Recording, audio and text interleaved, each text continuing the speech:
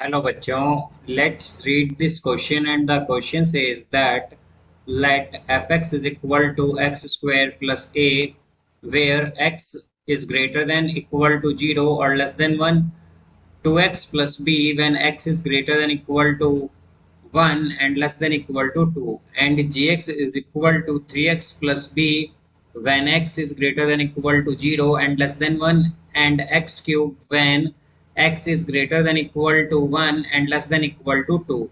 If derivative of fx with respect to gx at x is equal to 1 exists, find the values of a comma b and also its value. तो आइए अब इस question को यहाँ पर हम solve कर लेते हैं। तो इस क्वेश्चन में हमें एफ एक्स और जी एक्स गिवन है और हमसे कहा गया है कि जो डेरिवेटिव है एफ एक्स का with respect to ji x at x is equal to 1 पर वो एग्जिस्ट करता है। तो हमें यहाँ पर ए और बी की वैल्यू बतानी है और हमें यहाँ पर D f x by d g x की भी वैल्यू बतानी है जैसा कि हमसे कहा गया है यहाँ पर।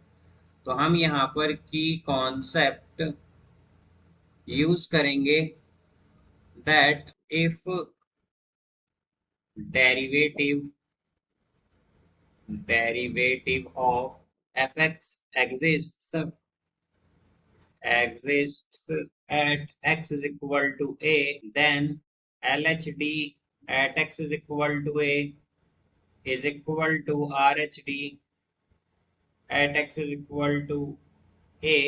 तो यहाँ पर हमारे पास अगर derivative of F X exist करता है at x is equal to A तो हमारे पास एल एच डी जो है वो X is equal to A पर जो है वो इक्वल होगा R H D at x is equal to A के।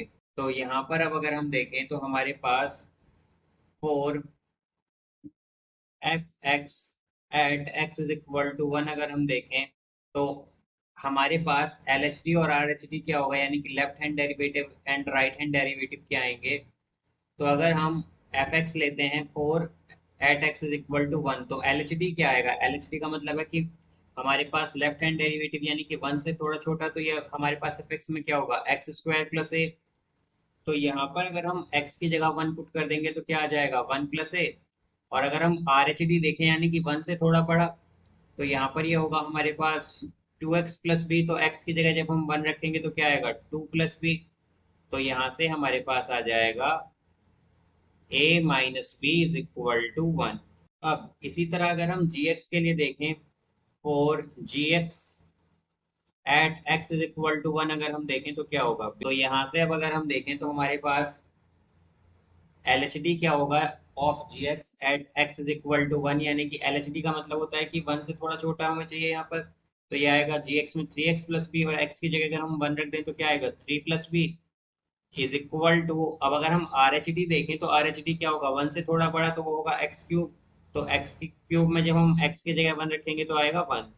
तो b की वैल्यू होगी यहाँ से -2। अब अगर हम a minus B is equal to 1 में ये b की वैल्यू पुट करें तो क्या आएगा a माइनस बी। तो माइनस बी की जगह हम -2 पुट करेंगे तो क्या होगा +2 हो जाएगा यहाँ से इज इक्वल टू 1। तो a आ जाएगा यहाँ से -1। तो हमारा a और b यहाँ पर आ गया है। अब हमें फाइंड करना है यहाँ पर हमसे क्या कहा गया था कि find the values of a comma b and also its value, यानी कि इट्स वैल्यू का मतलब है derivative of F x with respect to ji x. तो यहाँ से हम अगर देखें तो derivative of F x with respect to ji x क्या होगा at x is equal to 1। ये आएगा हमारे पास डी बाई डी एक्स।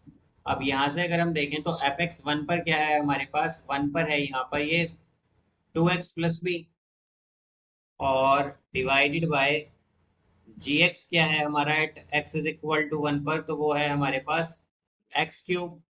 तो यहाँ से ये आएगा 2x प्लस बी का डेरिवेटिव करेंगे तो ये 2 आएगा और डिवाइडेड बाय एक्स क्यूब का डेरिवेटिव करेंगे तो 3x स्क्वायर आएगा।